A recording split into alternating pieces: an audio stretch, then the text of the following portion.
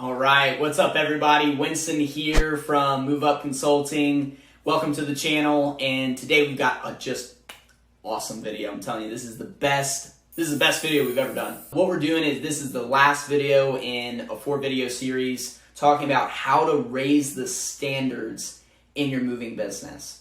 And I think that if you really study all 4 videos, break them down, and then start implementing this stuff in your business, I'm telling you, it's just going to be impossible to not see some improvements and really huge successes in your staff. So before we get going, go ahead, give us a subscribe, give us a like on this video, and subscribe so that way every single week when we put a video out, you get notified. So that way you can get the information right away, because here's what I know. You're going to consume the information, but then there's going to be a period of time before you take action on it. So the sooner you consume the knowledge, the sooner chronologically you'll execute on the actions that you need to take. So go ahead and give us a subscribe. Appreciate it. Let's jump in. So what we're looking at here are, in this 4th video of the series, is expectations inside your moving business.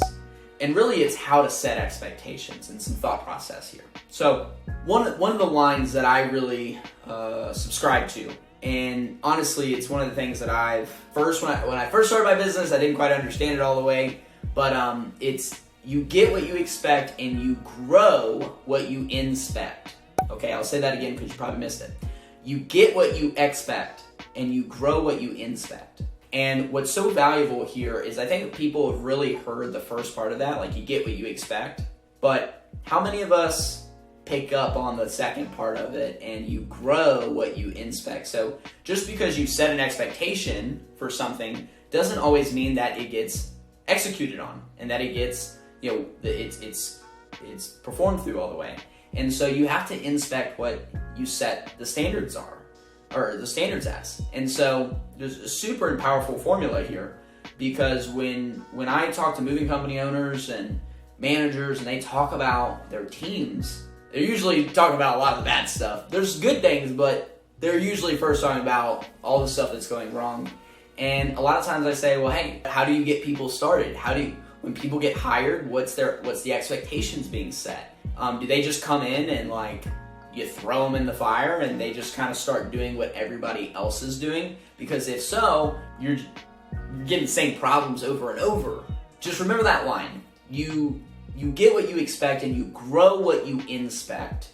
And so you've got to have a pulse on this stuff. Okay, you've got to have a pulse on it. And even more so, I think people get a little nervous about raising standards and expectations because they think, well, if I do that, then nobody in the business will do it, and they won't show up, and they'll leave. And that's totally a myth. Maybe there's somebody that does, but not everybody. And you know what? If somebody leaves and good, you probably should have got rid of them already. They probably should have been out of your business anyways. And so if you raise the expectations, for instance, let's say you are having a problem with people showing up late for work. Well, if you roll out the standard and you say, hey, from here on, this is it. This is the standard. If you're a second after when you're supposed to be here, you're not working that day, and that's it. And as soon as it happens, you actually follow through, right? You inspect it, you make sure the consequences happen, and that the process is followed properly. What will happen is people will gravitate to what the standard is. You as the leader you're really the standard in the beginning, right? Like your values and ethics and how you hold yourself accountable, that's the standard of the business, and that's what the company takes on as the standard. But what happens when you're extracted out of the business? You've grown it to a place where you're not doing the dispatching, you're not doing the sales, you're not doing all of these things. You have people doing them, and you're pretty fairly removed. Well, what's the standard of the business if you're not around? It possibly could still be your standards if you're continuing to inspect and make sure that stuff is staying healthy, keeping a pulse on the business. But if you're not inspecting it, then the standards can become whatever people want them to become. Or it could become the manager's standards, which might not be yours. Could be good or bad, right? So again, where people get they get a little iffy is they think, well, if I put pressure on my team, if I put standards and those expectations on my team, Winston, you don't understand. My guys won't do that. I've heard every line. Winston, my guys are different. They won't do that. They won't do X, Y, Z. Or they won't put up with that. I've heard every single line. Everybody says that. At the end of the day, I'll tell you this. Pressure is good. Anybody that says pressure is bad is wrong. Pressure on your team is good. But here's the key. You have to have a pressure release valve. You can't just push, and never have any relief for them. And so it's a fine line. Okay, I'm not gonna be able to teach you what that fine line is in your business on a YouTube video that's 10 minutes long. But what I can tell you is pressure is good because pressure is what builds the standards higher. So think about this. How is oil made? How are diamonds made? Made with pressure, right? Made with pressure. And what I've learned is that pressure will also build a little bit of competition if you structure the environment that way. And so the pressure is good. Okay, the pressure is good. Just know that, you got to have a good pulse. You got to be inspecting stuff, because if you see somebody starting to get burned out, crank the pressure release valve. Okay, give a little relief to that person. All right, somebody really needs a 2 days, 3 days off in a row. Like, sometimes you got to do that stuff, so that way it keeps your team healthy. Right? You can't run people into the ground. That's why you have high turnover. That's part of the reason.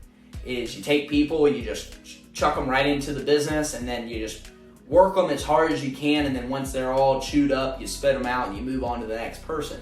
It's not a good way to build the business. And I'll tell you, if you know my story, I was in sales and marketing for Kyle Chunks, Hauling, Junking, Moving for a bunch of years, and had a good experience there. But learned a lot from a cultural standpoint. They have a really great culture. And the book here that I want to recommend to you guys is called Effortless Entrepreneur. And it's actually by Nick Friedman and Omar Solomon, who are the guys that founded Kyle Chunks, Hauling, Junking, Moving. And so this is a great book. You can pick this up on Amazon. And it talks a lot about the early stages of their business when they had the junk, they used to just be junk hauling, and then they expanded into moving around 2008, 2009. But huge, massive franchise business, dominates in the moving and junk removal industry.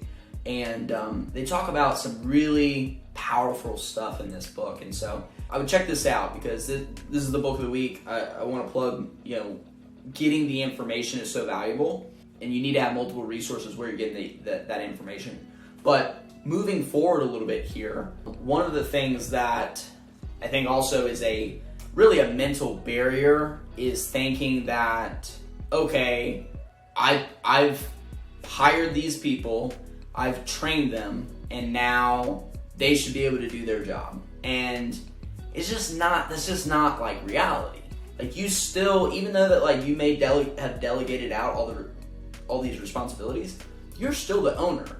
Like, you're still, whatever you are, the president or the CEO, it doesn't matter. Like, you're still the leader of the team. And like, the leader generally is who sets those expectations and standards. And then people that are in your team adopt those standards, okay? And they help hold the standards up. But it's you that originally sets them. So if standards and expectations are really cruddy and they're really low, you gotta look in the mirror. That part's not fun. You gotta look in the mirror. You gotta figure out, like, hey, what am I doing wrong here? I've gotta play at a higher level. I've gotta be the example to the people on my team. And probably more of us need to hear that as far as company owners go. Leadership of the company, meaning like, maybe it's the owner, but maybe it's some of the management staff. The leadership team sets the standard for the company, and then everyone else, usually, again, adopts that standard if you're inspecting and making sure that you have a good pulse on the business. One thing about standards and expectations, rule number 1 about standards: never lower your standards. Never compromise. Never lower the standards of what you want for your business, and never lower those expectations. Never do that. because only negative comes from it. I promise you. You think it's going to make things easier, a little more lenient? No, it just makes things worse. It may be okay for a short-term period, but it's usually worse long-term.